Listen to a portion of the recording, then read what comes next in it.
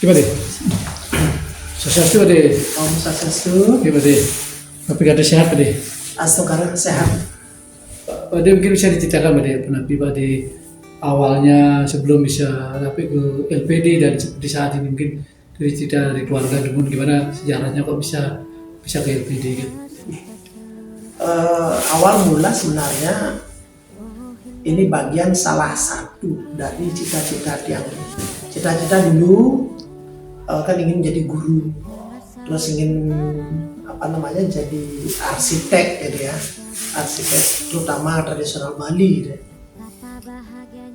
Namun itu semua kandas gitu ya, semua kandas karena orang tua tidak mampu untuk membiayai sekolah kita, karena kita bersaudara banyak, saudara yang ada 5 itu, sehingga orang tua tidak mampu untuk membiayai studi kita.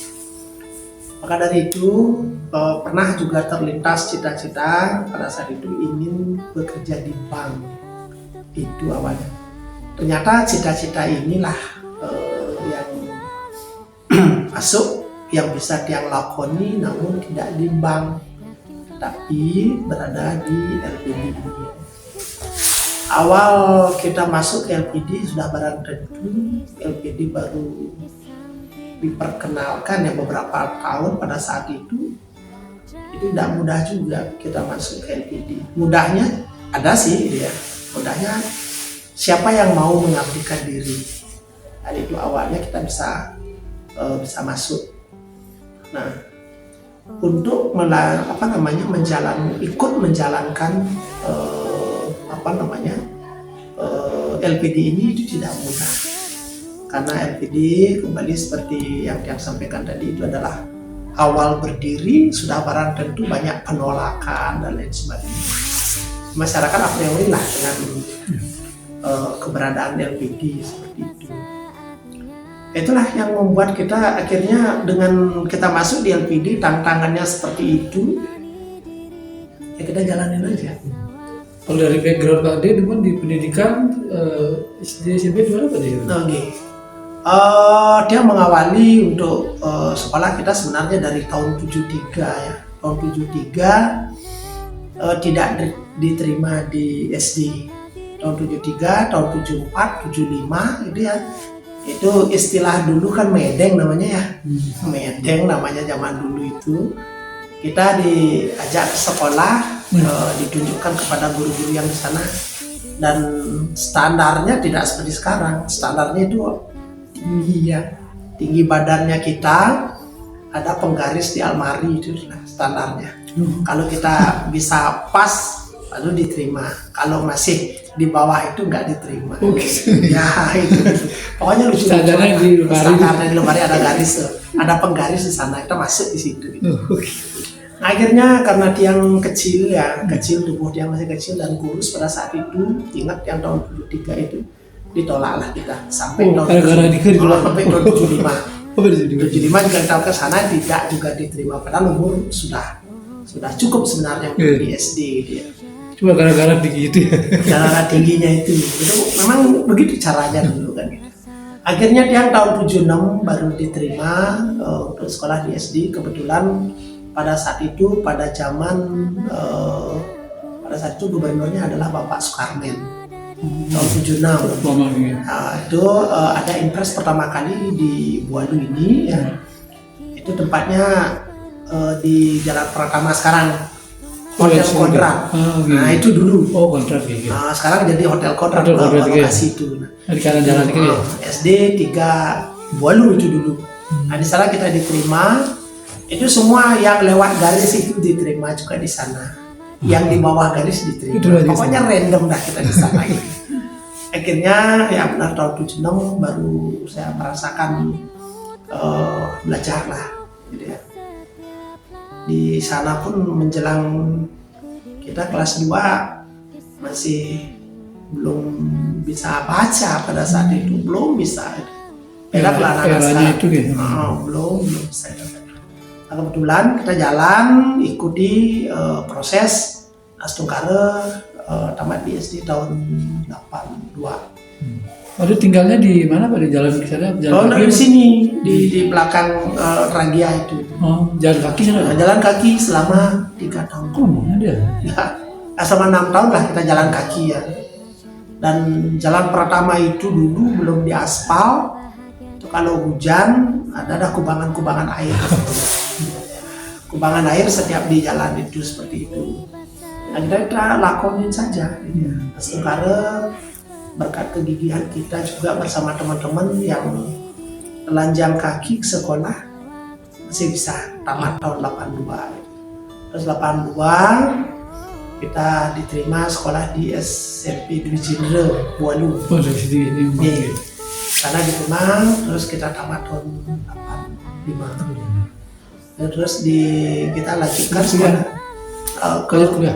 Nah, ke sana dulu ke SMA. SMA SMA Dwi Jenderal juga. Oh, di sana juga gitu.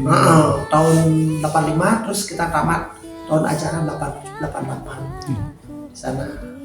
Akhirnya kembali seperti yang sampaikan tadi ingin Jadi kuliah itu tidak bisa kan? Tidak bisa kuliah kan? Waktu penjurusan dulu di SMA yang kepingin jadi arsitek kan tidak bisa, harus IPA kan? Iya, IPA gitu. Karena orang tua sudah bilang dia dari awal tidak mampu. Akhirnya kita pindah ke IPS. Yang pindah ke IPS pada saat itu itu biayanya kan tinggi ya? Tinggi, waktu itu untuk di arsitek susah ya. Nah kebetulan karena orang tua latar belakangnya adalah sebagai tukang bangunan gitu ya. Ayah saya itu sebagai undagi, salah satu undagi yang ada di Bualu ini. Ayah dia ke sendiri. Nama bapak sih nama beliau? Beliau namanya Wayan Yu.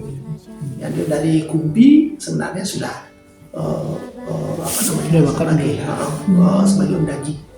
Kakek tiang bapaknya bapak artinya itu seorang undagi juga namanya Badi Kecung.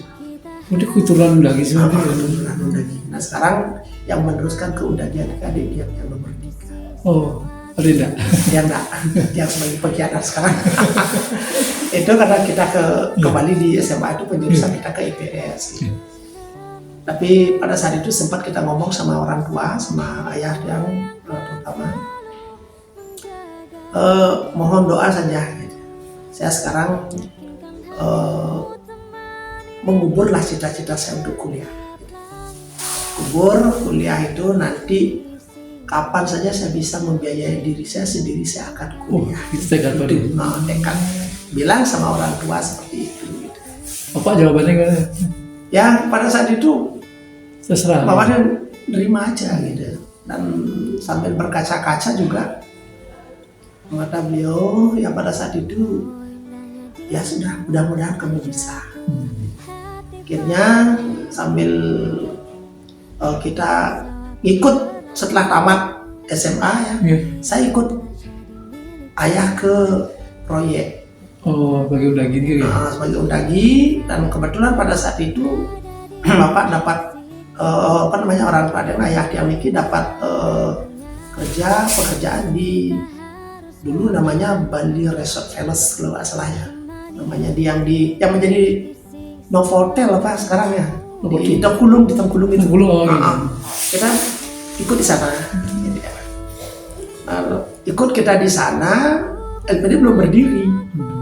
Oh, belum ada ya? Belum berdiri pada saat itu. Nah, kita ada di sana, ada namanya almarhum ya, Pak Madi Cotton Setiawan. Beliau adalah sebagai ketua panitia pembangunan desa adat Bualu pada saat itu. Sebagai kalau nggak salah beliau itu sebagai pelaksana site manager ya dulu di proyek itu. Oh, proyek itu. Nah, kita ikut sama beliau. Ada teman tiang juga satu namanya Wayan Darke.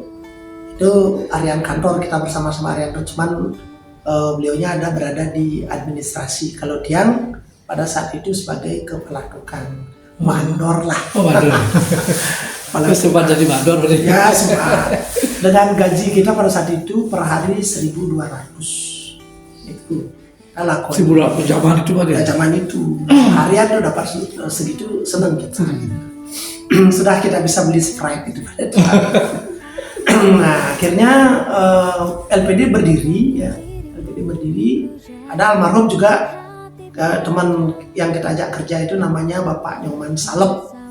Itu teman kita di proyek. Nah, akhirnya diperintahkan oleh Pak Made Cotton untuk merenovasi gedung ex BKIA. Tempatnya Itu cikal yang di sana di balai desa sekarang di Jalan Gopala nomor 3. Cikal bakal untuk kantor LPD. oh di sana kalau belum di sini ya? Belum di Jalan Gopala nomor 3 itu awalnya. Nah, di sana kita di gedung memperbaiki gedung itu bersama Pak Salep, dan untuk membuat strukturnya itu Pak Wayan Darte namanya. Tapi gedungnya udah ada tapi bukan LPD berarti ya? Bukan, itu BKIA yang pakai. BKIA. Akhirnya itu direnovasi, kita bentuk dan lain sebagainya, kita kerja di situ. Nah, LPD diresmikan itu pada saat itu oleh Bapak Bupati Pandi Madiladre, Bupati Bandung. Oh iya, Mbak. Iya. Ya, Pak Madiladre. Nah, akhirnya itu sudah diresmikan, mandek, nggak jalan. BKID ini jadi LPD kan? Jadikan LPD. SK-nya sebenarnya bulan Februari sebenarnya, tetapi itu lama diam karena nggak ada yang mau mengabdikan diri Sebagai pengurus? sebagai pengurus, sebagai karyawan, mana ada yang mau gitu ya. Akhirnya baru dibuka itu cuma 3 kali dalam seminggu, Pak, bukaannya. Itu dibuka pada saat itu. Itu tepatnya tanggal 15 Agustus tahun 2089 itu baru dibuka. Itu akhirnya pertama kali ya? Karena tidak ada yang mau mengabdi, dicarilah saya ke rumah oleh Klian Adat, dan kebetulan beliau menjadi bendahara di LPD pada saat itu, namanya Bapak Wayan Darte, sudah almarhum juga. Ya, pada saat itu struktur kepengurusannya ada Bapak Madi Kune sebagai kepala ketua pada saat itu ya. Terus Bapak Nyoman Patrodinate, beliau sekretaris, dan Bapak Wayan Darte sebagai bendahara. Oh, 3 aja ya? Tiga. Dicarilah saya ke rumah sama Pak Wayan Darte ini. Suruh untuk membantu di LPD. Saya tinggalkan tempat kerja yang saya sebut tadi di Bali Resort Palace itu, sudah dapat gaji harian ya 1.200 itu saya tinggalkan, mulai tanpa gaji di LPD. Kita jalankan aja terus seperti itu. Banyak tidak tahu sih. Itu tahu tiang mulai masuknya itu adalah pada tanggal 28 November tahun 1989. Belum ngabdi ya? Baru saya ikut di sana. Jujur saya pada saat itu ngetik nggak bisa, ngitung uang nggak bisa. Kita disuruh ke lapangan, itu aja karir saya pertama masuk di LPD. Dari nasabah? Cari nasabah, buat tabungan. Dan pada saat itu sedang boomingnya bank umum, bank pasar itu sedang booming itu. BPR sedang banyak yang tumbuh itu. Sedang bagus-bagusnya mereka. Kita bersama mereka dah bergerak di lapangan. Nah, kalau teman-teman di bank itu mereka dapat 25.000, 20.000 sampai 15.000 itu dapat. Kalau saya dari LPD dapatnya 500 logam yang warna kuning. Oh ya, warna kuning itu. Itu yang dapat setiap hari begitu. Itu dikasih harian atau bulanan? Setiap hari kita cari ke lapangan untuk mendapatkan pungutan itu.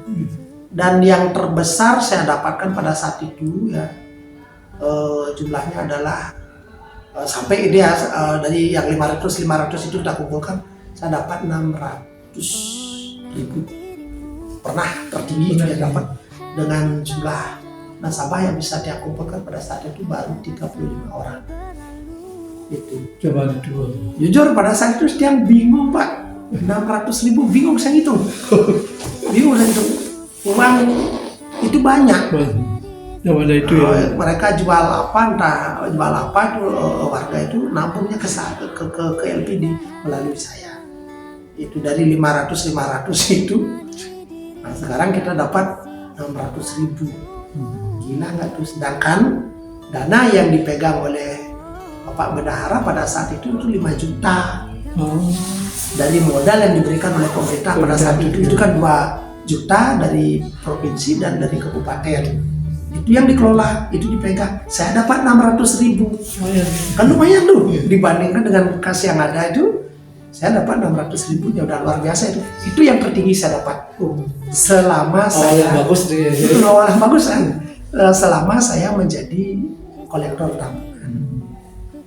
Dan perjalanan itu tidak gampang saya lalui. Pada saat itu LPD baru berdiri, banyak penolakan lah, dan mungkin itu adalah bagian daripada trauma warga desa Adat-Bolu pada saat itu, karena sudah pernah ada perusahaan-perusahaan milik desa atau mungkin milik warga di sini yang tidak berjalan dengan baik. Trauma warga. Akan menjadi trauma, kita yang dapat traumanya. Ya, tapi nggak apa-apa pada saat itu. Menyadarkan itu kembali juga. Udah jalanin aja sudah. Nah, karena dapat 600.000 itulah yang semakin membuat saya gitu ya, mencintai pekerjaan di LPD. Ada kebanggaan sedang ya? Ada kebanggaan itu, lihat uang kita bisa raih dan sebagainya, ikut menaikkan itu. Nah, kantor yang ada yang saya sebutkan tadi itu di Jalan Aku dapat gaji orang itu? Belum. Kita mendapat gaji yang pertama itu adalah di tahun ketiga. Setelah tutup buku tahun kedua itu bulan Januari, akhir bulan Januari kita dapat gaji. Dan gaji yang pertama saya terima itu adalah 25.000. Ya. Nah, di samping saya kerja di LPD siangnya ya, karena kita bukan. Tapi setelah berapa tahun mengabdi itu baru dapat gaji? Iya, sudah 2 tahun mengabdi baru dapat gaji. Baru dapat gaji. Itu udah tahun ketiga. Tahun ketiga di akhir bulan Januari kita diberikan itu 25.000. Di samping saya bekerja di sana karena LPD itu bukanya cuma tiga kali dalam seminggu. Dan pada saat itu yang menjadi camat di Kuta ini, Kecamatan Kuta, nama saya kan masih jadi satu, itu Bapak Gede Nurjaya. Nah, beliau biasanya olahraga sampai sini. Ini beliau olahraga, nyelonong lah, beliau datang ke LPD. Saya aja yang nunggu sendiri gitu. Ini gimana ceritanya gitu. Nanti kalau kamu dia rampok, kamu kecil begini gitu. Gitu beliau. Memang kecil saya pada saat itu.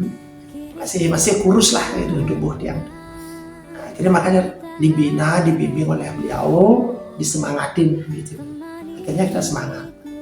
Nah, mungkin karena kantor itu kita lewati plesterannya rubuh dia, kayak berdebu gitu. Walaupun sudah direnovasi, tetap dia kena pakai kapur bahannya itu pasti udah keropos dia. Akhirnya Bapak Madekuna itu punya inisiatif, Pak Kepala punya inisiatif untuk merenovasi kembali, dirubahlah bentuknya supaya lebih modern. Nah, beliau yang melakukan inisiatif untuk dengan dana sendiri. Nah sendiri beliau Pak Ketua dulu. Kebetulan beliau juga merangkap sebagai bendesi pada saat itu. Beliau itu habisnya kalau tidak salah itu 6 jutaan kalau nggak salah. Akhirnya beliau itu dianggap punya tabungan. Di sana. Itu tidak dikembalikan, dianggap punya tabungan. Kita pindah operasional LPD itu dipindahkan ke Banjarselo. Pertama dipindahkan ke sana operasionalnya. Selama proses renovasi itu kita operasionalnya di Banjarselo. Nah di sana lucu lagi, setiap warga Banjar Mebat ada hajatan itu ya, kita libur dah 3 hari karena pada saat itu masih menggunakan penyu. Itu untuk bikin makanan itu pakai penyu. Nah bau amisnya lama. Pada saat itu dia libur dah. Oh gitu ya. Akhirnya pada seiring waktu ada pemeriksaan. Pada saat itu masih pembinaan teknisnya dari BPD Bali. Pembinaan teknisnya bersama apa namanya inspektorat itu ya. Iya. It will come, it will prop, itulah yang menjadi gini ya. Mau menjadi pembina dulu gitu. Tadi akhirnya ada temuan Pak. Temuan ada antara neraca dengan prima nota itu nggak cocok, nggak balance dia. Gitu.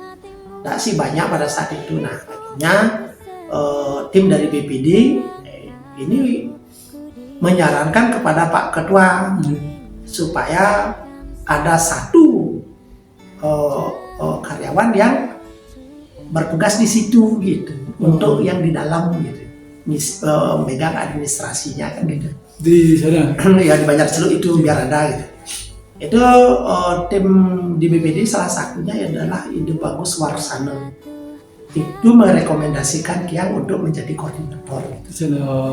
Akhirnya saya ngantor, artinya Tiang selalu tidak ke lapangan lagi gitu. Nah, masuklah teman-teman yang lain gitu ya. So, teman-teman yang lain, ini salah satunya adalah Ibu Wayan Sumartini yang sekarang ada di akunting sekarang. Gitu. Beliau yang masuk belakangan dengan Tiang, beliau yang ke lapangan ada teman juga diajak. Yang di dalam jadi koordinator. Makanya peran daripada BPD pada saat itu yang punya peran utama terhadap Kiang gitu untuk ngangkat yang untuk apa namanya jadi koordinator itu. Posisikan tadi. Nah, akhirnya kita punya, akhirnya setiap teman-teman datang gitu kita yang masukin, kita cari di mana sih selisihnya. Terus kantor itu selesai pindah lagi. Balik sini. Kembali lagi di Jalan Gopala itu. Di sana lama ya sampai tahun 94. Gitu. Tahun 95 baru kita pindah di Jalan Guru Kesetra. Terus sekarang itu pindah yang sekarang jadi kantor Bukda sekarang. Oh. Nah, ini kan baru tahun 2014 ya. Baru kita kesini. Ini kita udah pindah yang pindah kantor yang keempat. Baru di sini 34 ya. ya. Terus sih prosesnya. Nah, kebetulan pada saat di sana di apa namanya di Jalan Gopala, apa namanya di Jalan Guru Kesetra, pindah kita dari Jalan Gopala itu ada kesempatan apa namanya untuk mengikuti diklat di Politeknik UNUD. Dulu kan UNUD punya kan. Oh iya, Politeknik. Politeknik UNUD namanya dulu. Kita belajar di sana diklat untuk komputerisasi. Itu pertama kali saya pegang keyboard. Ya, itu pertama kali tahun 95. Melalui pengabdian masyarakat di apa namanya Politeknik UNUD itu. Itu masih direkturnya adalah Pak Ketut Kinok. Gitu. Ketik yang lama seperti itu. Gede itu ala-alanya semua gede-gede ya. Kita pakai disket dan lain sebagainya gitu. Itu yang alami itu tahun 95 itu. Akhirnya berkembang kita belajar tentang apa namanya sistem itu. Akhirnya LPD menunjuk salah satu vendor untuk pengadaan sistemnya. Nah, tahun 95, tahun 96 itulah sistem baru menggunakan komputerisasi. Data udah banyak pada saat itu ya, udah banyak data, kita melakukan migrasi data dan sebagainya, input datanya itu satu-satu. Berarti tadi ikut dari zaman tidak ada komputer sampai komputer. Dari tabelaris saya ikut. Tabelaris panjang itu bukunya gede itu kan. Itu dari tabelaris itu masuklah ke komputer. Itu kita input datanya satu-satu, kadang-kadang saya lembur pada saat itu ya. Kita yang pegang komputernya dulu itu. Nah, itu karena bimbingan dari Poltek UNUD itu. Nah, tahun 2004 gitu ya, baru saya kuliah. Terus tadi situ udah saya udah posisi jabatan pada saat itu udah ke Bank Dana. Udah ke Bank Dana membawahi deposito dan tabungan. Balik ke cita-cita dulu, biaya sendiri. Baru biaya sendirinya itu. Saya kuliah gitu tahun 2004 kita kuliah di Universitas Hindu dan Pasar di Unhi kita ambil jurusan manajemen ekonomi manajemen. Seiring waktu tahun 4 tahun berarti yang 4 tahun ya kuliahnya. Nah kebetulan gitu ya, ntar saya nanti ya, ntar dia akan ke sana gitu ya. tahun 2004 itu saya udah menjalani kuliah. Terus di sini di LPD ini sudah ada yang akan pensiun. Ya, Pak Madi Kune bersama Pak Wayantaro itu mau masukin masa pensiun. Nah, cari lagi nih calon pengganti. Pada saat itu kebetulan yang dikirim dari Banjar, ya, karena calonnya itu dikirim dari masing-masing Banjar. Yang Banjar Peken. Kayaknya yang diberi kepercayaan oleh Banjar Peken untuk mewakili Banjar ikut untuk pemilihan pengurus itu. Dan langsung karena saya bisa lolos ke 3 besar gitu ya. Lolos 3 besar dari 8 Banjar, saya lolos di situ. Nah, disinilah orang tua saya mengingatkan kembali gitu. Saya sebenarnya tidak diizinkan ikut masuk bursa pengurus LPD oleh bapak, terutama oleh ayah yang lagi nggak boleh ikut. Alasannya? Ya karena yang menjadi ini, saya kan bilangnya mau kuliah kan? Oh iya. Bilangnya mau kuliah gitu. Kenapa lagi ikut ini? Karena pada saat itu pagi kita di tes di sini, ya, sorenya bisa yang ikut ujian setengah semester gitu kan, sampai kan gitu. Itu sampai ayah yang Niki itu tidak mengizinkan sebenarnya saya ikut bursa kepengurusan itu. Tapi saya jalankan. Ada temannya sesama tukang, sesama undagi yang bilang tenang aja Bli, gitu-gituin, dia dinasehatin dia. Tenang aja Bli, saya yakin Madi itu pasti bisa meraih keduanya gitu. Akhirnya bapak yang diam, orang tua yang diam, ayah yang diam, dia nggak lagi ngomen gitu. Saya terus kuliah sambil ini. Akhirnya kita yang lolos sebagai sekretaris tahun 2006. 2006 ya? 2006 gitu ya. Terus juga masuk, artinya yang perkuliahan yang diikuti sambil kerja. Sore kuliah. Sore kuliah. Terus pas KKN ini kan susah ini, ngatur waktu. KKN kita di Pancasari, jauh kan? Lumayan jauh ini jaraknya Warawiri gitu ya. Sore-sorenya aja kita ke Tembau cukup menyita waktu kan. Paling jam 10 kita keluar dari kampus, paling sampai sini saya bisa jam 1. Ada teman-teman yang memang gabung sama kita satu mobil gitu. Ya sudahlah, kita jalanin aja. Akhirnya yang menyelesaikan studi di UNHI itu tahun 2007. Ya. Saya kuliah tahun 2004 dan tahun 2007. Itu 3 tahun ya. Cepat berarti. Ya lumayan. Nah, kebetulan kita pada saat itu dari 600 wisudawan ya, kita ber-15 yang tercepat. Itu pada saat itu. Tapi itu bukan suatu hal yang gak istimewa sih gitu ya. Banyak sebenarnya yang mampu. Tapi zamannya itu kan ya luar biasa pencapaiannya. Apalagi dengan kesibukan kerja tuh. Ya itu seperti itu Pak. Tapi saya lakonin aja gitu. Lakonin ya, istri di rumah. Itu masuk 15 lulus tercepat juga dia. Ya, lulus tercepat dia. Istri di rumah jualan nasi. Ya, jualan nasi gitu. Saya tinggalkan dia sama nasi campur. Warung kecil gitu. Melayani Tragia, yang Tragia masih ada. Masih ada tahun 2007 masih ada. Nah, sempat juga kita diberi kesempatan main-main ke Kaltim, ke Tenggarong tahun 2007. Itu sebelum saya tamat sebenarnya. Saya sedang skripsi, sambil ngerjain skripsi itu. Tugas dari LPD gitu? Ya, tugas dari LPD. Sebenarnya bukan tugas LPD sih, artinya semacam istilahnya namanya melalui lah. Studi banding. Pokoknya yang nganggap itu melalui lah gitu. Artinya represi lah ke sana, itu diberi kesempatan. Sambil kita menikmati suasana di Kaltim itu, dia kerjakan skripsi juga tetap di sana. Pulang dari sana ujian akhir. langsung karena bisa berjalan. Betul. Pas ke sana itu juga saya baru habis di endoskopi karena ada cairan di paru-paru. Oh, sebabnya. Sempat.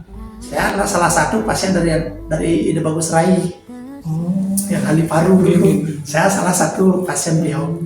Itu dibersihkan pada saat itu karena sampai hari ini aman sih gitu. Itu yang di sana.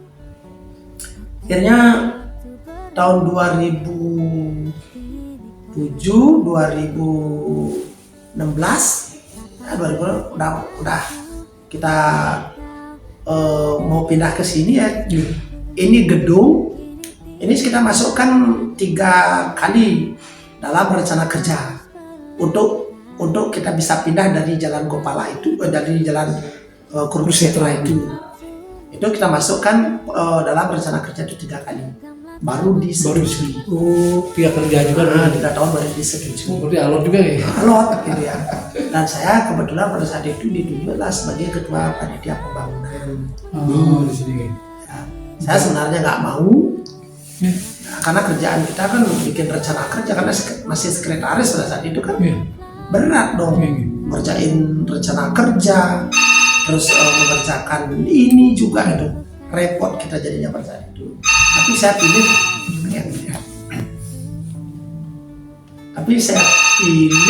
di sini jadi ketua panitia. Daripada sebagai ketua perencana capek kita. Jadi ketua panitia. Jadi ketua panitia lebih baik saya ambil itu gitu. Di ketua panitia kan masih ada yang bisa membantu gitu. Daripada kita sebagai perencana berat kita mendampingi seorang arsitek nanti kan gitu. Bingung kita nanti di situ. Dan memang tiang sudah agak lupa dengan itu. Panitia pembangunan ini berarti dia. Saya dibantu oleh Pak Madi Bidana di sini.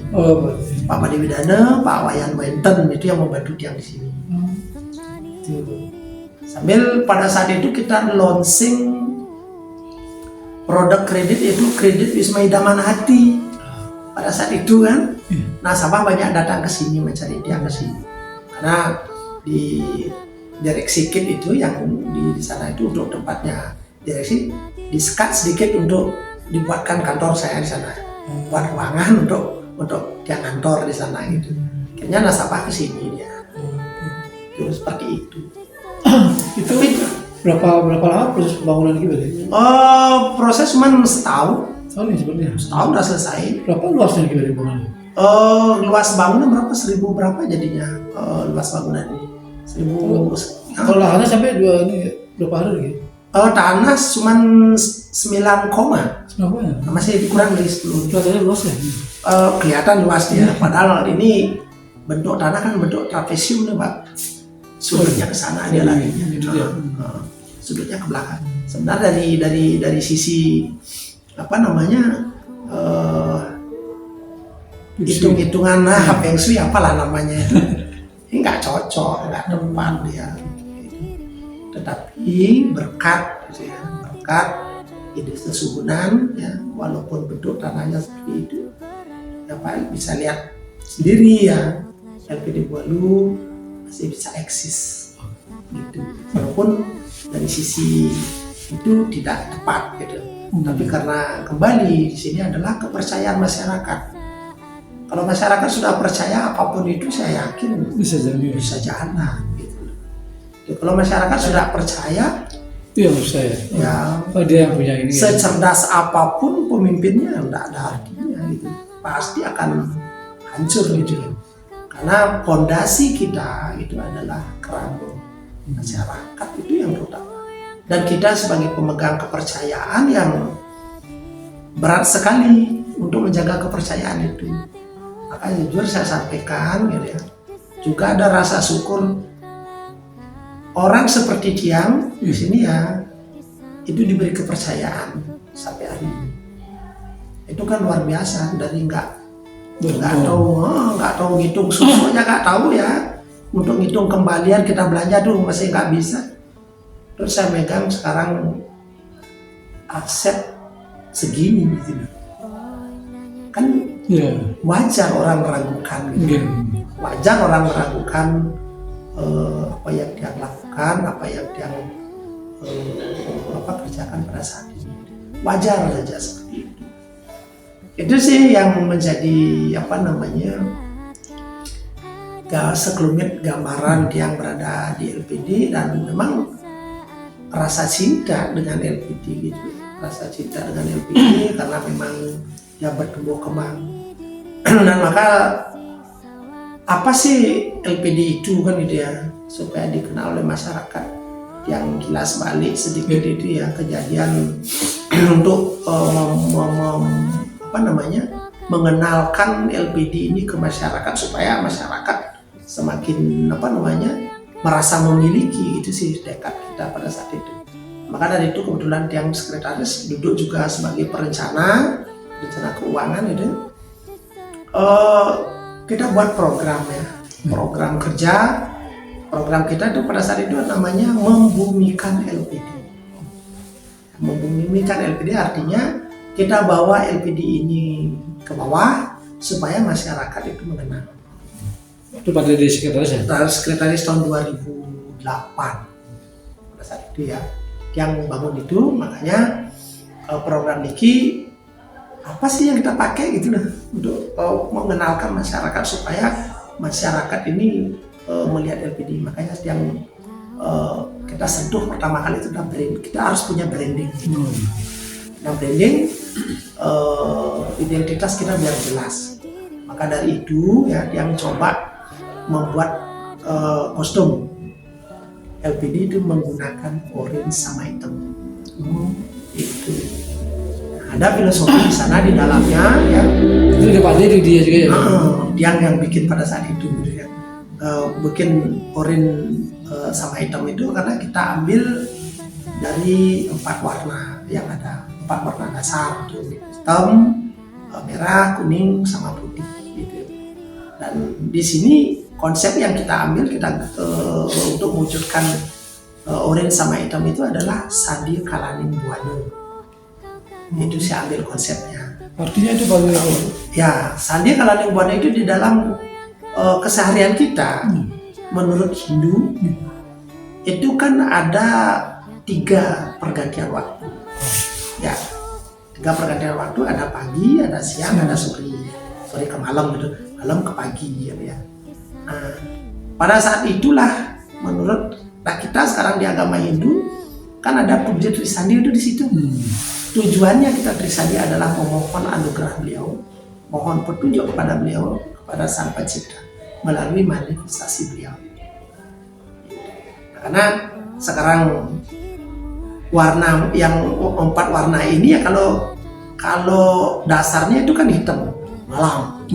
Kalau udah menjelang pagi bergabunglah antara warna kuning sama warna merah, orange kan, gitu. Orange jadi. Nah, terus kalau siang hari itu adalah kuning sama putih, sedikit krem lah. Gitu. Nah, terus sorenya kembali dia antara warna merah sama warna kuning. Nah, itulah yang pakai. Kan Sandi Kalaning Buana. Terus luas juga filosofinya ya? Ya, itu dasarnya. Nah, sekarang bagaimana untuk mengingatkan masyarakat kepada LPD-nya? Nah, LPD ini harus, karena LPD tidak kemana-mana, bikin cabang di mana nggak boleh kan, di luar desa. Makanya dekat di desa, gitu. Dekat di hati siapa? Di hati keramu. Itu dasar, maka motonya dekat di desa, dekat di hati. Ya, itu yang saya mohon. Dan satu produk kredit pada saat itu yang sedang buat adalah PUPRO, pinjaman usaha kecil produktif. Gitu. Kita yang terinspirasi dari pabrik permen. Oh itu ya. Pak Sugi pernah nggak dengar pabrik permen bangkrut? Nggak kan? Tapi masih ada kan permennya gitu. Dan sekarang kita mau tanya, berapa sih harga permen per bungkus kecil itu? 1.003, dulu 1.510, dapat 1.000 kan? Dengan kondisi seperti itu, kenapa eksis ini? Terjadi. Nah, makanya sekarang di LPD yang pada saat itu buat kredit Wisma Idaman Hati. Apa namanya? Pinjaman usaha kecil produktif gitu. Sebenarnya dia kelihatan mau bangkrut tapi enggak gitu. Dia bisa menghasilkan untuk kebutuhan bergulir. Dan pada saat itu bikin dana bergulirnya itu 2,5 miliar per tahun. Digelontorkan masyarakat. Udah masuk, jual lagi, masuk, jual lagi. Itu dananya adalah 2,5 miliar. Itu kita putar terus itu. Putar terus. Saya masih ingat sampai sekarang orang yang pertama kali, nasabah pertama kali yang mengambil program itu, dan sekarang sudah almarhum. Sekarang. Sih ingat saya dengan ini. Itu sih yang kita lakukan. Tapi sekarang berjalan terus pada dia. berjalan. Dan sekarang tahun 2012 itu saya launching kredit Wisma Idaman Hati. Gitu ya. Apa itu? Itu kredit Wisma Idaman Hati itu ditujukan kepada masyarakat yang ingin memiliki rumah. Ada kredit kepemilikan rumah itu. Ya, kalau dulu bilang kan KPR kan gitu. Kalau kita di sini enggak KPR namanya. Kredit Wisma Idaman Hati. Berpihak kepada masyarakat. Iya, kita buat pembiayaannya pada saat itu. Nanti masyarakat atau kerama ini mau cari rumah di mana, kita tidak mengikatkan diri dengan salah satu developer. Kita tidak mengikatkan diri.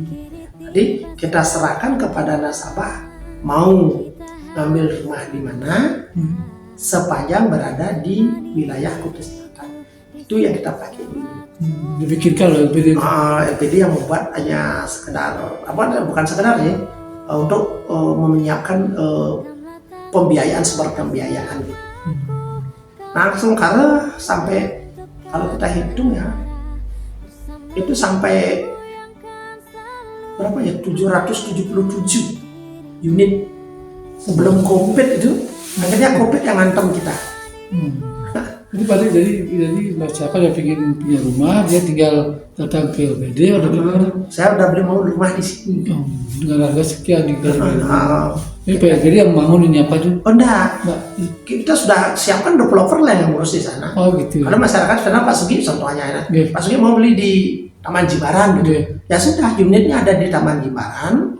Pak nggak ngapa-ngapain, kita yang ambil. Oh gitu. Pada saat itu kita masih kan bersaing dengan para bank yang memang menyediakan KPR.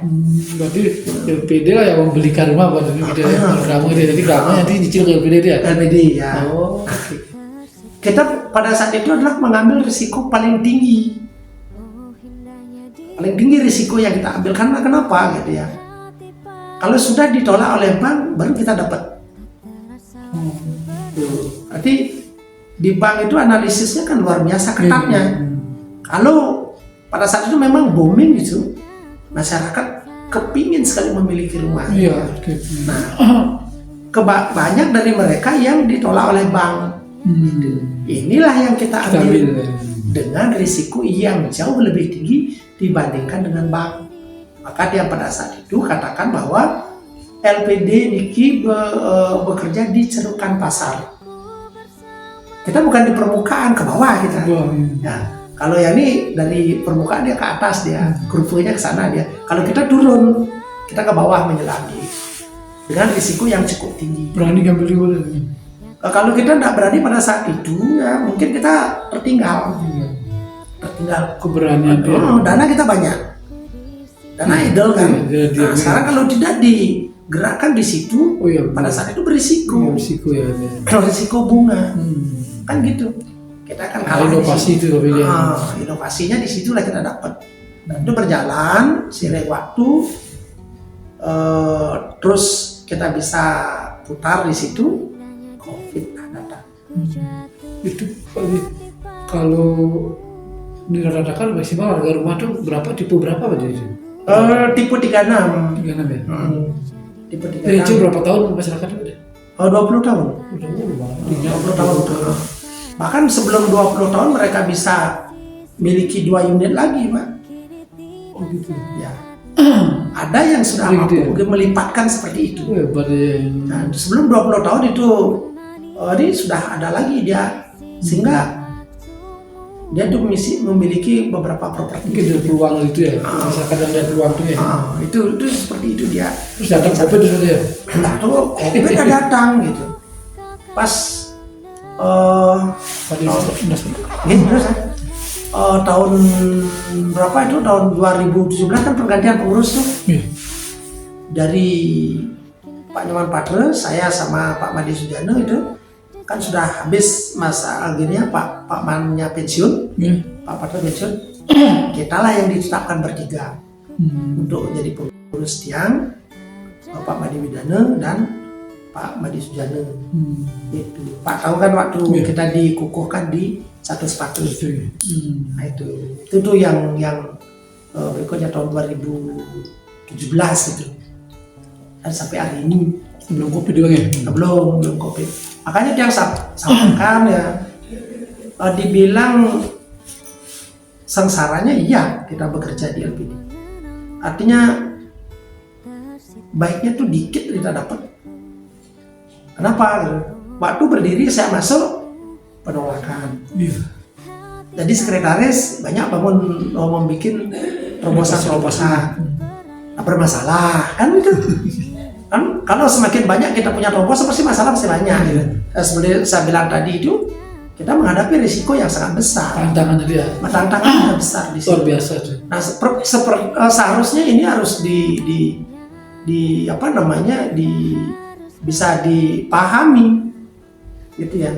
Dengan kita melakukan inovasi seperti itu berarti sudah ada pendapatan dinikmati oleh semua yang terkait dengan LPD, baik itu desa adat, terus kita selaku pengurus, karyawan, keramu, itu sudah menikmati hasil inovasi itu. Perjuangan itu ya. Kalau terjadi masalah, nah inilah jeleknya.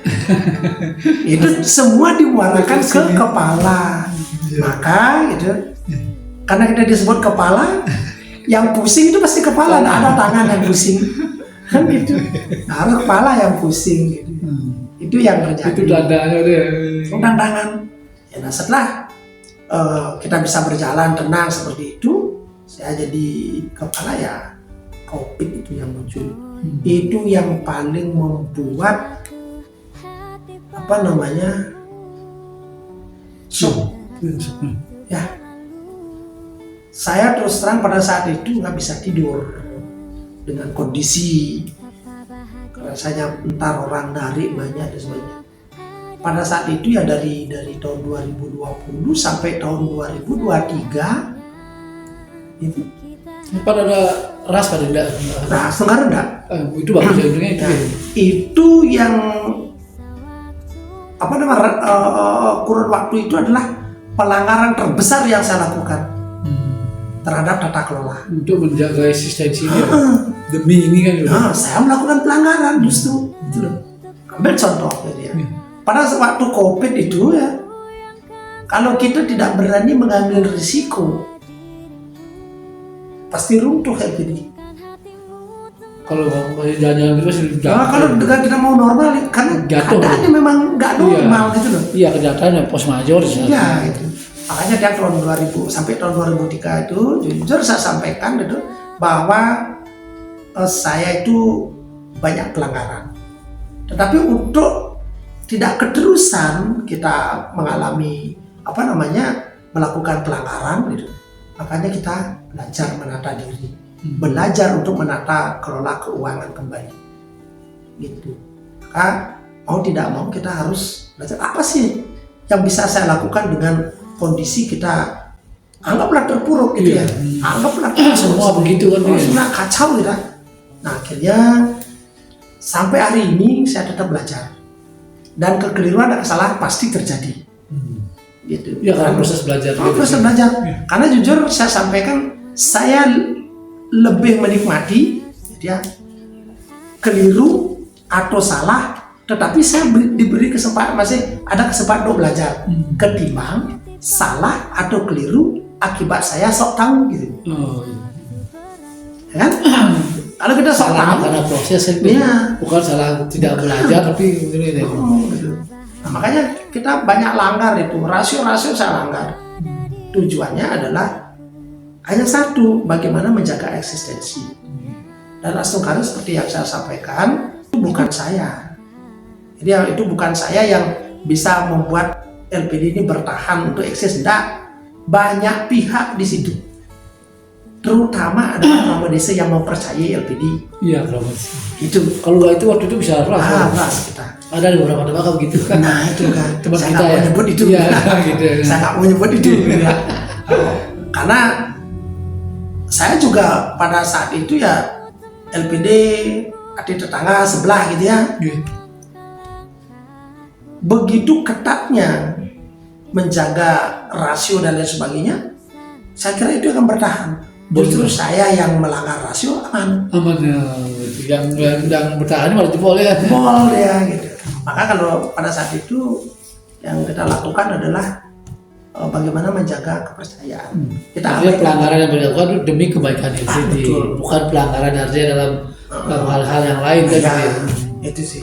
Tetapi kan tidak semua akan paham seperti Pak Segi. Tidak paham semua. Pelanggaran ya tetap pelanggaran gitu loh. Walaupun kita mampu menjaga eksistensi. Ya jangan berkecil hati lah.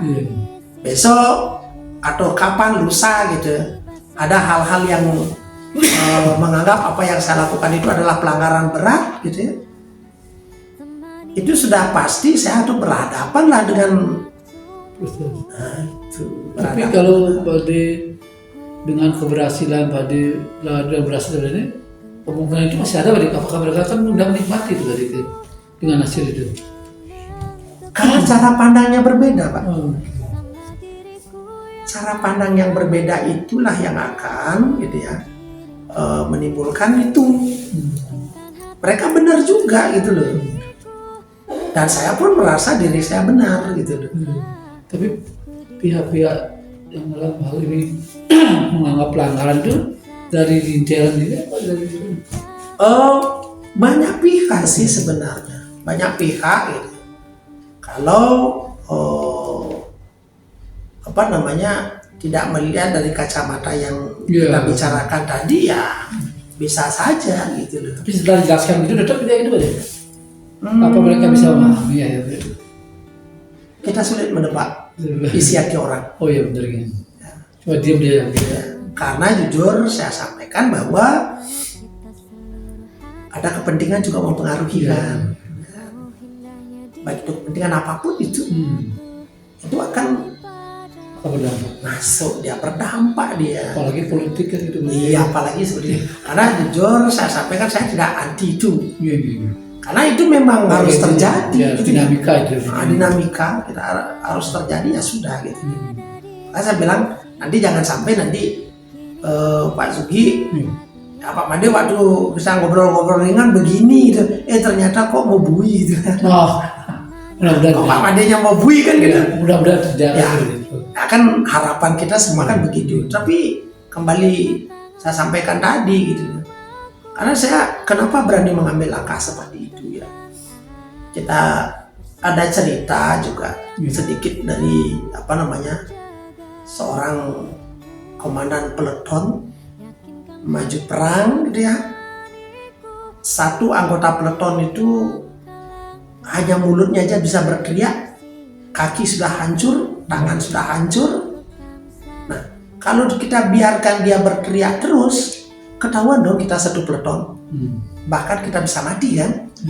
Dengan terpaksa, walaupun kita sambil menangis, kita tembak dia. Kita binasakan aja dia untuk menjaga yang satu peleton kurang satu. Aman tuh. Nah kan bisa saja nanti di saat habis perang kita dianggap sebagai penjahat perang. Kita dianggap sebagai pelanggar HAM. Bisa jadi kan? Tapi bisa jadi kemungkinan lain dengan melihat keberhasilan yang dia bisa jadi berbeda kan? Iya, gitu. Nah, maka itu dia kita serahkan semua penilaiannya. Mudah-mudahan kita paham bahwa yang dilakukan demi kebaikan bersama itu. Ya. Karena kan bisa begitu. Lumpuh panak macan kan bisa Pak.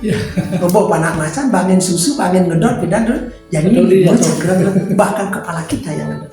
Itu sudah bukan hal yang apa namanya yang Rabu yang udah biasa. sering terjadi kok gitu.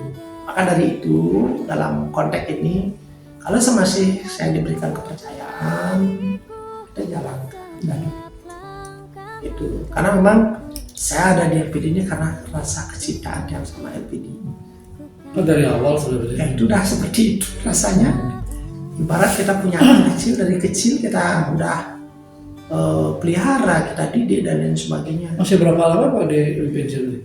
Kalau mengacu pada prarem yang terdahulu ya, sebenarnya dia sudah selesai. Karena di umur 56. Itu sebenarnya tanggal 28 Juli dia sudah di luar. Tapi sekarang belum. Dari pihak desa sekarang sedang menyelaraskan Praremnya. diselaraskan, namun belum selesai. Belum ada keputusan belum. Belum ada keputusan. Tapi belum pasti tadi kabar. Belum pasti. Makanya kalau Diang Diki sebelum ada SK pemberhentian, berarti dia mengacu kepada Perda. Perda kan 60 dia. Gitu. Oh iya Perda 60. Perda kan 60 seremu kan Perda 60. Sekarang dari Perda inilah ada turunan yang apa namanya diatur itu sesuai dengan keputusan Parwadisi yang tunduk dengan apa namanya kebijakan-kebijakan seperti itu. Karena begini, kalau kita berani di luar aturan itu, berarti kita harus berani mengambil risiko. Kita harus berani berhadapan dengan konsekuensi. Bukannya takut dengan aturan, enggak. Tapi karena itu ini kan sebagai bumper kita. Kalau itu kadang-kadang bahaya. Rule-nya ada. Walaupun di dalam untuk mencapai rule itu, mengikuti rule itu, pasti ada yang kesentuh. Itu pasti. Ibaratnya kita nyetir mobil, masa lurus terus? Ada saatnya kita belok kiri, belok kanan gitu. Ya kan lurus amat sih gitu. Kan tugas kita sebagai sopir kan begitu. Kita memperhitungkan jarak, memperhitungkan kecepatan, dan memperhitungkan daya mesin itu sendiri kan gitu. Seperti apa gitu kan tugas kita sopir kan begitu.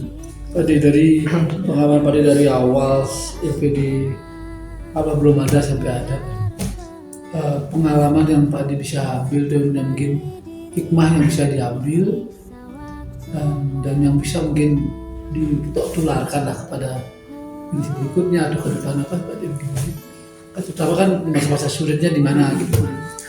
Begini,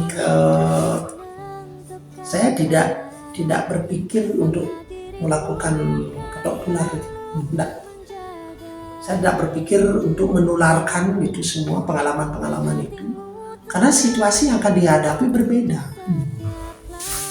Sekarang tergantung kemampuan mereka nanti, gitu, penerus tiang nanti itu untuk melihat persoalan, sejauh mana ketajamannya melihat persoalan dan sejauh mana kemampuannya untuk mengelola. Yang terpenting kan mengelola situasi. Itu yang penting. Masalah tata kelola itu memang bisa dipelajari kalau tata kelola. Tapi kalau yang menghadapi situasi ini menggunakan intuisi dan sebagainya, kita kan melihat itu. Ini yang nggak bisa kita turunkan langsung. Pengertian dari ini harusnya. Nah, pengalaman kita selama ini dengan artinya kita undang seorang motivator dan lain sebagainya. Ya kita bisa ambil sedikit-sedikit lah, gitu. Kita sesuaikan dengan keadaan. Ibarat begini Pak, kita ke toko pakaian, ya semua bagus, branded di situ, tapi cocok nggak dengan badan kita? Dari segi ukurannya, dari kualitas ini, terus dari kemampuan saku kita, kan begitu jadinya. Makanya yang di sini tidak berniat untuk menurunkan gitu ya teknik-teknik yang kita lakukan itu, karena situasi yang dia akan hadapi tidak sama. gitu. Jadi silakan mereka akan membangun. Bangun sendiri ya, belajar sendiri ya. Nah disitulah kalau dia udah mampu membangun itu dan berhasil, disitulah dia akan merasa kebanggaan dan rasa syukurnya. Tapi kalau diajarin, kadang-kadang nanti mental Pak. Oh kita dibilang ini ternyata dia nggak melihat situasi.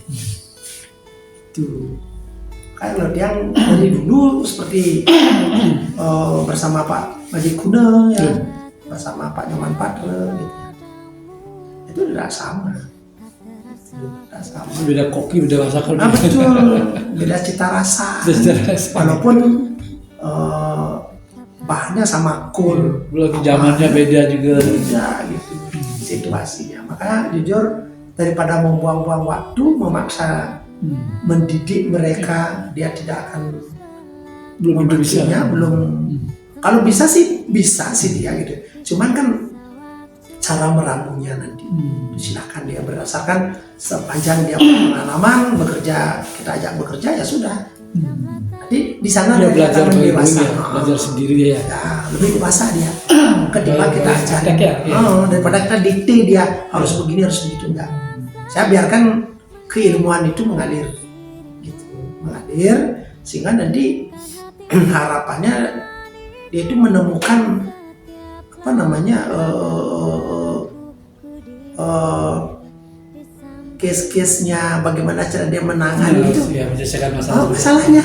Jadi belajar sendiri dia dengan pengalaman sendiri. Pengalaman itu. Karena LPD, ya, kita bekerja di LPD ini, ketemu masalah dulu baru belajar.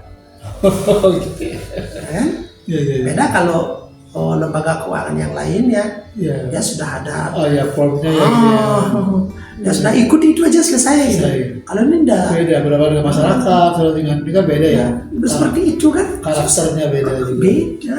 Karakteristik LPD. Karakter nasabah juga beda. Beda. Sekarang koperasi modern ini kan saya lihat udah jelas.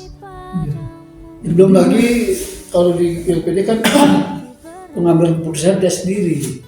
Kalau di koperasi di bank kan ya sudah ada. Nah, ini kan harus dengan desa ada, dengan ini kan gitu Pak itu ya. Itu uniknya Pak ya. Ya betul. Makanya saya bilang yang pusing itu kepala gitu. Tidak ada tangan yang pusing gitu. Iya. Makanya siapapun dia akan menjadi kepala dia pasti pusing sendiri. Dan bisa berkreasi sendiri harus shower dulu ke gini kan gitu Pak ya. Dan hasil kita sampaikan itu belum tentu juga ada berdasarkan keilmuannya gitu loh. Iya betul. Kadang-kadang itu juga berdasarkan apa namanya? Keputusan bersama gitu. Bukan apa namanya? Yang kita belum pernah lihat dia mengaplikasikan di mana itu. Berdasarkan dari masalah kita hadapi di lapangan ya gitu ya. Masa pokoknya dari sana kita muncul begitu dia. Nah makanya kalau ini di luar dia, di luar keilmuan kita lah gitu. Makanya seperti Tiang Niki minimal ada acuan dia untuk bekerja. Ya, seperti dulu ya dia sudah 35 tahun di sini. Kalau sebelum 2022 ya, sebelum 2022 gitu ya. Kita bikin rencana kerja itu pedomannya juga kebingungan sendiri kan ya untuk membuat pertumbuhan. Iya. Kan banyak inovasi sendiri berarti kan. Lagi kan dulu kan begitu. Ternyata keliru juga Pak gitu. Karena nggak ada ini. Nah, akhirnya tahun 2022 kita mencoba gimana sih caranya gitu loh. Gimana sih caranya itu. Akhirnya kita temukan patokan kita untuk membuat pertumbuhan di LPD ini ya. Ya kita harus mau tidak mau tunduk dengan prediksi daripada pemerintah. Pertumbuhan ekonomi dari pemerintah itu berapa sih? Oh jangan kita bikin pertumbuhan sendiri, nggak bener kan? Kita nggak bisa, nggak nyambung kan? Sekarang pertumbuhan misalnya di dari pemerintah gitu, secara regional berapa, secara nasional berapa? Itu yang kita ikuti, karena itu kan pakar semua yang sudah bikin berdasarkan kajiannya panjang itu yang kita ikuti gitu. kita buat sendiri ini jangan melenceng. Jangan sok-sokan bikin gini sendiri gitu loh. Kita harus mengacu pada itu. Sudah kita lihat perhitungannya, karena itu bukan satu lembaga kan. Berapa lembaga dalam pemerintahan mengambil satu keputusan itu. Gitu. Dari beberapa sisi kajian. Banyak itu. Misalnya dia sudah ditemukan dia 4% pertumbuhan secara nasional. Nah sekarang secara regional berapa gitu? Nah, itu kita lihat kan di sini, kita lihat baru kita, baru kita masuk. Cepat cuannya dari dia. Itu udah lihat, itu kan sudah seperti tadi udah dikaji, ya sedikit. Di samping itu mereka pasti akan mengejar targetnya kan gitu, ya, sehingga nanti pasti realistik dia nggak jor-joran gitu. Kan sehingga pemerintah itu walaupun kita kelihatan lihat di pemerintah ada dana dan lain sebagainya, itu kan menurut pandangan kita. Iya. Udah di belakang kita nggak tahu ya. Udah siap semua itu. Ini kalau terjadi ini bergerak, ini begini, sudah ada itu. Nah cuman kita aja yang awam yang sering ribut kan gitu. Dari 35 tahun pada di artinya merupakan Pak Ade itu sulitnya mulai LPD di mana tadi sebenarnya tantangannya gitu kan, dari Pak Ade dari zaman bahula sampai sekarang dari melewati itu gitu. Mungkin tantangannya sebenarnya apa, LPD itu seperti apa sih sebenarnya gitu. Ya, kalau dilihat dari sisi tantangan tuh banyak sebenarnya. Tantangan dari sisi pengembangan, ambil contoh, kita nggak bisa berkembang kemana. Oh iya, lingkup desa ada. Itu tantangannya. Itu lebih stres lagi. Iya kan. Biar orang mau tumbuh tapi nggak bisa kemana-mana. Kan susah kan.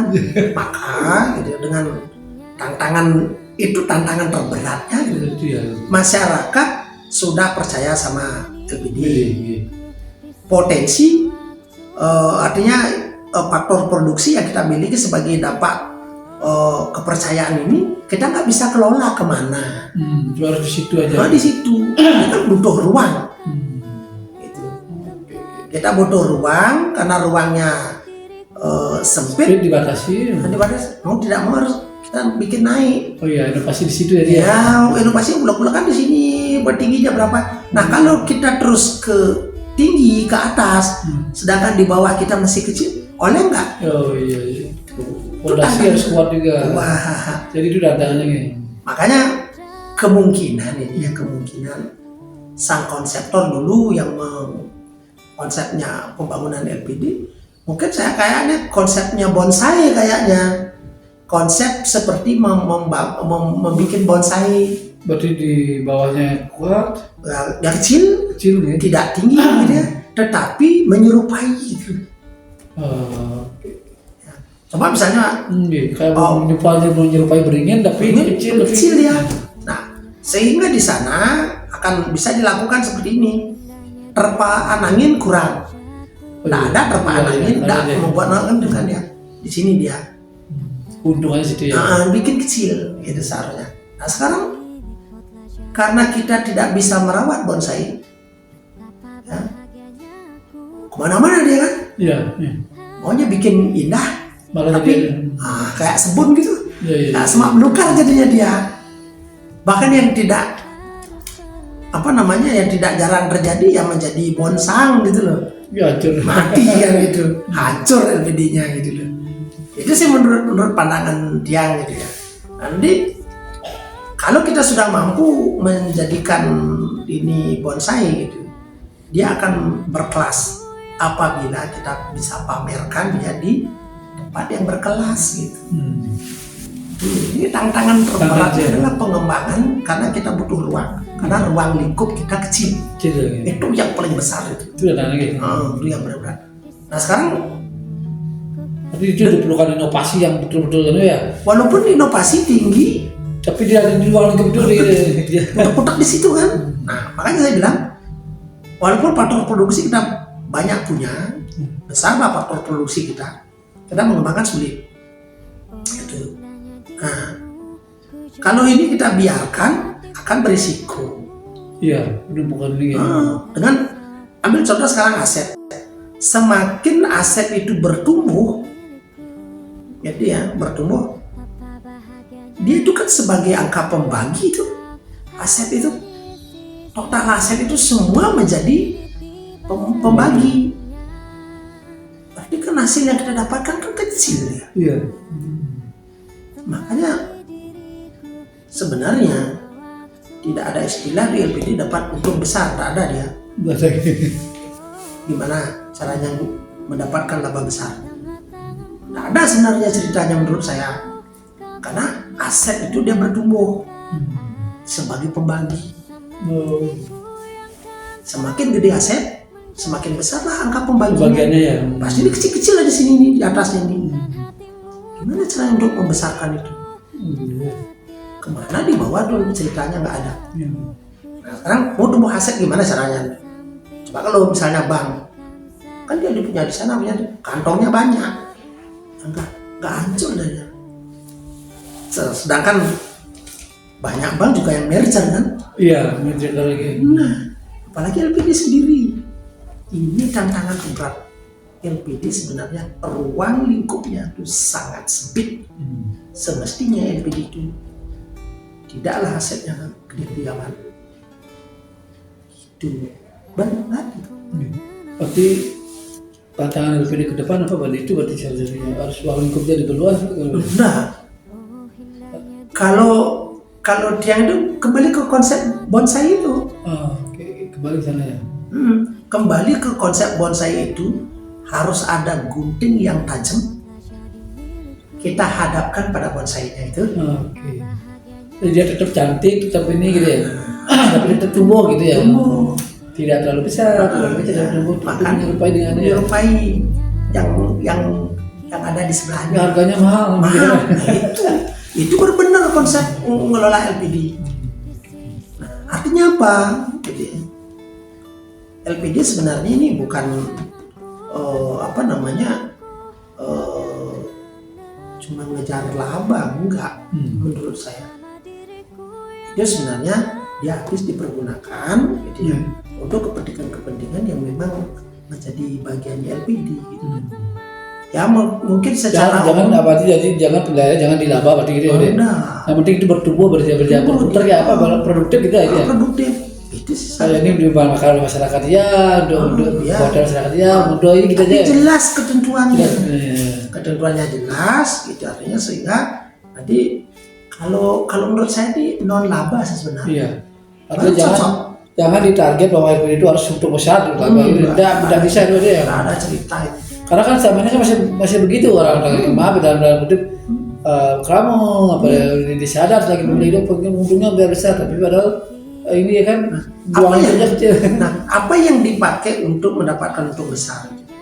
Kan gitu. Iya. Nah, pada umumnya kan kita beli murah, jual mahal. Gitu. Nah, masyarakat naruh dana itu misalnya 1, kita jual 2. Kan gitu untuk mendapatkan keuntungan. Nah, sekarang bisa nggak kita beli murah seperti itu menurut masyarakat? Nggak kan? 0, aja persaingannya. Pasti nasabah ini kan lari ke sebelah yang memberikan bunga lebih tinggi dikit.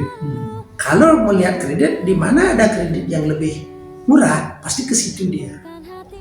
Nah, kalau sekarang kita mau dapat untung banyak dengan bunga tinggi, yang beli siapa? Iya. Masyarakat kita pasang. Balik masyarakat kan ya. Nah, udah pasti dia berpaling ke yang lebih murah. Maka dari itu, bagaimana sekarang kita melihat harga pasar? Itu harus kita lihat dulu. Kalau enggak kita melihat harga pasar, sulit kita berkembang. Artinya jangan kita mungkin orang ikuti perkembangan kayak operasi bank itu jangan, tidak bisa ya. Sulit begitu, jangan begitu caranya. Kalau pikirnya begitu ya. Jangan. Yang penting produktif lah, dana itu berputar, kegiatan berjalan, berpenuhi. Sekarang cari untung besar. Bisa kok kita hitung. Ini LPD ini untungnya segini. Kita lihat dia tumbuh di pos mana gitu. Tahu nggak kita? Tahu nggak kalau misalnya ini misalnya labanya berapa 6 miliar gitu, kita tahu di mana dia. Artinya mana yang memang benar-benar dia mendapatkan laba besar, dan dan yang mana mendapatkan laba besar yang dengan cara yang tidak sehat. Tahu kok kita. Kalau tujuannya untuk laba besar kan bisa di situ ya. Bisa dengan cara yang tidak sehat. Yang tidak sehat, dengan cara yang tidak sehat ini hati-hati. Lama-lama kan dia. Nah, dia akan kehilangan di saat itu limbung dia. Iya, rokoknya hilang dia. Hilang. Tapi kalau memang dia besar, tetapi kita bisa baca ternyata dia sehat. Itu yang bagus. Itu yang bagus ya. Artinya berkembangnya walaupun pelan tapi tetap ke bawah, itu yang diharapkan ya. Tidak langsung ganti jeblak gitu. Itu bahaya. Banyak kan gitu. Iya, banyak gitu. Iya. Bagus nih. Ternyata mikro kan gitu. Ternyata lalu angkanya kan. Itu maksud saya. Karena kita bisa baca. Kita bisa baca dia kalau dia di sini bertumbuh seharusnya di sini dia. Kenapa tidak tumbuh di situ, berarti pertanyaannya di situ. Berarti yang penting sistemnya semua jalan ya. Ini jalan begini. Kita itu hati-hati pertumbuhan LPD ya. Tidak jangan terlalu jual-jual gini ya. Sebenarnya janganlah seperti itu. Kita jangan berkompetisi dengan bank yang tidak sehat. Iya, dengan bank besar. Tentu lebih baik kita. Karena ruang lingkupnya masih segitu, benar. Kemana? Kan susah. Aturan tidak melarang ya, kecuali aturannya dirubah, kita lagi tidak. Tapi kalaupun dirubah ya, apa bedanya dengan yang lain? Iya, sama dengan dia. Berarti kita kehilangan roh ya. Identitas. Aslinya ya. Itu jadinya. Iya. Makanya jangan mengambil langkah. Terus tantangan LPD ke depan itu kan dengan era perkembangan sekarang ini ya bank-bank muncul, apalagi era digitalisasi. Kalau tantangan ke depan menurut dia itu ya yang paling kelihatan itu pengkerdilan terhadap LPD ke depan. Karena persaingan. Untuk memenangkan persaingan itu, LPD pasti akan dikerdilkan. Ini dikerdilkan dari unsur apa? Di internal atau eksternal pada sini?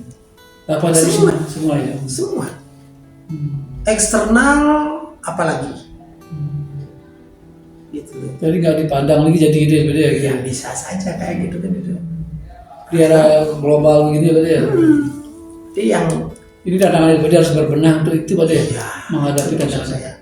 Dan sekarang di saat kita berbenah itu kan, kita tidak bisa sendiri. Nah itu maksudnya gitu. Iya. Berbenah kita tidak bisa sendiri karena kita berada di lingkup negara Republik Indonesia.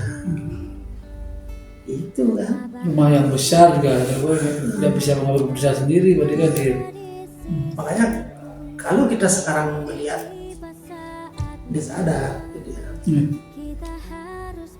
Banyak sekali yang perlu dibenahi sebenarnya gitu.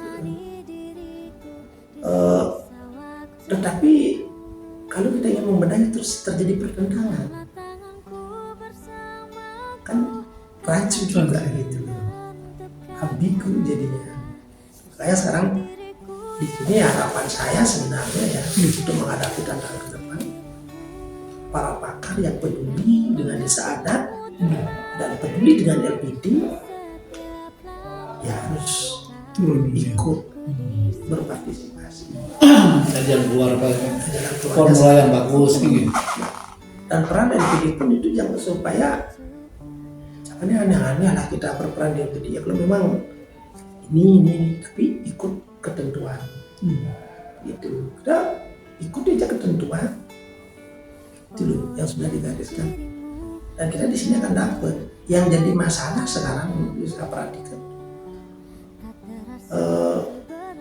itu salah satu pengkerdilan dari sisi dari dalam. LPD itu bisa limbung kalau dikelola dengan tidak benar. Ambil contohnya begini. Kalau kita ditanya apa dasarnya membuat produk A, gitu. Kalau di LPD memang dasarnya nggak ada. Dasar utamanya adalah bagaimana kita bisa mengelola faktor produksi kita supaya dia menghasilkan, kan itu aja. Tidak harus berdasarkan undang-undang ini begini. Tidak ada memang yang mengatur gimana. Ada apa ini? Itu loh. Itu inovasi sendiri dong. Iya, inovasi. Sepanjang itu bisa memberikan Keuntungan dampak bagi positif, LPD. keuntungan dan kontribusi kepada pihak-pihak yang memang berkepentingan dengan LPD. LPD. Jadi baik dari sisi pemerintah selaku pengayom juga berpikiran yang sama, sedangkan pemilik dalam hal ini desa adat juga biar sama pemikiran, dan kita selaku pengelola yang diberi kepercayaan untuk mengelola ya samalah visi misi kita. Cari sinkronan itu yang Itu yang susah. Kadang-kadang kita berbuat sesuatu dicurigain kan. Nah sekarang dari ini curiga ke sini, ini kacau kita. Ini semestinya dari ketiga ini dan anggap segitiga emas gitu ya. Ada pemerintah, ada desa adat, ada LPD. Nah, ini di bawahnya ini adalah semua nanti keuntungannya ini untuk masyarakat. Berarti penting adanya sinkronisasi antara desa adat dengan pengurus LPD itu yang penting. Kalau itu tidak sinkron bisa jalan LPD ya. Begini juga sinkron untuk kebaikan bersama ya. Tapi untuk salah satu pihak enggak. Iya. Walaupun sinkron kan. Iya. Ambil contoh saya. Saya sinkron sama desa adat, jadi saya kong kali kong sama Cirebon Desa. Gitu. Yuk kita Cirebon ini, kan nggak bagus. Gitu Iya, sinkronisasi itu kepentingan kepentingan LPD bersama. gitu. Ya apa yang kita punya idenya, nanti dari pihak pemilik dalam hal ini desa adat dia itu bisa melihat kemana sih sebenarnya arahnya ini. Bukan hanya misalnya antara Tiang sama Pak Sugi, Pak Sugi kepingin jadi menggantikan saya, Pak Sugi jatuhin saya kan kacau. Itu maksudnya. Mari target LPD ke depan Pak ya. Target Pak di depan sekian tahun. Ada belum target yang belum dicapai ada? Kalau dari sisi target sebenarnya karena kondisi saya seperti ini ya, saya program-program yang besar belum. Karena saya belum megang kepastian. Iya, situasi. Nanti jangan sampai nanti saya sudah membuat sesuatu akan menjadi temuan atau barang mangkrak biar nggak Iya. Tapi setidaknya kalau dengan apa yang kita sudah miliki pada saat ini sebenarnya tinggal menggerakkan aja sebenarnya. Jadi saya tinggal menggerakkan. Ambil contoh digitalisasi. Ya, digitalisasi ini sudah lama sih kita idam-idamkan. Sekarang udah kita bisa wujudkan kan gitu. Setelah kita bisa mewujudkan sistem digital ini, apakah tidak ada tantangan? Dah, tantangannya semakin berat. Ambil contohnya seperti sekarang ini ya, dilakukan semacam maintenance. Ini Kita lakukan maintenance. Tujuannya apa? Kita harus update dari sisi secure. Kita harus update itu dari sisi pengamanannya. Karena kita masuk ke wilayah ini, gitu ya. Baru kita nongol kita sudah berhadapan dengan orang-orang cerdas. Iya. Hacker lah apalah. Nah itu dia salah satu. Nah sekarang dari sisi kita harus mampu membangun atau memperkuat secure. Sudah berapa lama di maintenance? Sejak kapan berarti? Ini baru pertama sekarang maintenance ini karena sudah, nah artinya sudah berhasil kita pasarkan untuk menghindari hal-hal yang tidak baik nanti, gitu ya. Biar jangan sampai sudah udah besar masalahnya, baru kita ngeh. Nah sekarang kita lakukan maintenance dulu, kita asesmen dulu. Di mana sih sebenarnya kelemahan daripada kita nanti sama ini dari pihak pada kendala sejauh ini pada siapa tinggal komentar? Selama ini kendala sih begitu lancar-lancar saja. Tapi walaupun lancar kadang-kadang kan gitu kita terlena. Nah itu kewaspadaan kita pasti menurun. Kalau yang di sini enggak, harus lebih ini lebih awal cepat gitu. banyak yang sering suarakan dengan partner-partner kerja kita. Jadi yang nggak bisa seenaknya gitu loh, kita begini begitu nggak bisa. Ini berapa lama nih nasabah menunggu untuk maintenance? Mudah-mudahan seminggu ini selesai ya. Oh seminggu, lalu lama ya. Oh, Mudah-mudahan sebelum seminggu udah selesai. Mau tidak mau harus itu. Gitu. Kalau dulu kita belum online seperti ini, ya sistem kita di dalam kita gini. Iya, di mana di mana bisa dibaca segala dan sebagainya gitu. Ya nggak kacau. Kalau data-data yang kita ini kan bisa kehilangan. Yang data itu bisa di-hack gitu, hilang juga di situ. Ya udahlah gitu, mau tidak mau kita harus memutar otak. Harapannya kepada nasabah dan masyarakat tadi? Ya terkait dengan ini, ya harapannya dulu masyarakat itu sabarlah menunggu. Karena ini semua butuh proses untuk keamanan dan kenyamanan kita bersama. Gitu. Karena masyarakat yang dari awal kita bersentuhan dengan sistem digital ini, saya sudah punya program yang namanya bijak menggunakan rekening. Bijak menggunakan rekening. Ambil contohnya begini, Pak. Kalau kita dapat gaji, apakah semua gaji kita taruh di dompet? Tidak kan? Kita taruh di dompet itu seperlunya. Ini juga begitu. Rekening mana kita jadikan, kita fungsikan sebagai alat penyimpan, dan rekening mana yang kita jadikan sebagai alat transaksi. Ini harus dipahami oleh kamu. Ya, jadi kalau misalnya dompet kita perlu diisi dikit lah gitu. Ini juga sama, rekening mana gitu, top up ke situ. Nah kita mainkan di situ. Sehingga kalau terjadi hal-hal yang tidak kita inginkan, cuma segitu aja yang akan kita kehilangan. Gitu. Kita meminimais kerugian itu. Memang kedengarannya bodoh ya. Buat apa rekeningnya banyak gini? Jangan banyak, cukup dua. Kita fungsikan sekarang rekening itu sebagai rekening yang transaksi tiap hari, yang mana yang juga gitu ya, tabungan gitu ya. Itu caranya. Karena programnya adalah bijak mengelola rekening. Artinya ini maintenance ini murni maintenance, bukan ada masalah apa, tidak ada kaitan dengan nasabah, tidak ada berarti. Tidak ada. Namun kalau misalnya gitu ya, karena seperti sudah tadi, kalau kita sudah menggunakan baik itu terlena. Itu biasanya lupa. Kalau ada masalah baru bingung kan? Baru bingung karena ini tidak. Nah, kita rasa dari pihak vendor kita dengan partner kerja kita itu harus ada kesinkronan. Terus update terus gitu. Iya, update itu. Walaupun misalnya ini mandat ini itu sering terjadi, trouble itu pasti terjadi. Nah, bagaimana sekarang kita meminimais trouble itu? Case-case yang kita hadapi itu harus kita inventarisasi. Oh ini dia begini, ini begini, ini begini. Kan lebih dini kita bisa deteksi gitu. Belum contohnya blok terbanyak itu terjadi ini baru enggak. Seperti ATM, mesin ATM kemarin lama kita pelajari kan, gitu. Jujur kalau saya tuh paling mungkin satu-satunya kepala orang ini enggak bekerja di lembaga keuangan enggak punya kartu ATM itu saya. Saya memang enggak suka betul. Tetapi yang saya lakukan sekarang masuk ke ATM ini gimana sih sistemnya gitu. Kita ada di situ ikut gitu dari dari switching sistemnya, bagaimana dia akan bisa di-combine dia ke situ sama macam-macam lagi. Kita lihat begini modelnya gitu. Belajar di situ. Oh ini makanya ini kelemahannya di sini, nanti ini kelemahannya di sini.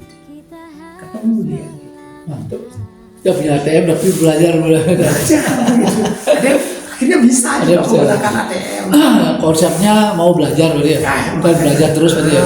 Betul. Itu yang maka saya bilang seperti tadi konsepnya ya lebih baik saya keliru atau salah karena saya mengikuti proses belajar daripada saya keliru atau salah akibat saya sok tahu. Iya gitu. Tanpa belajar itu ya. Kan sok tahu jadinya. Kalau belajar wajar lah salahnya. Namanya juga kita belajar gak selesai kok. Gitu. Mantap Pak. Banyak yang dapat. Semua banyak pun banyak sekali kita. Mungkin filenya banyak sekali yang Sangat terima kasih itu. Iya, Nangkap simpan nanti.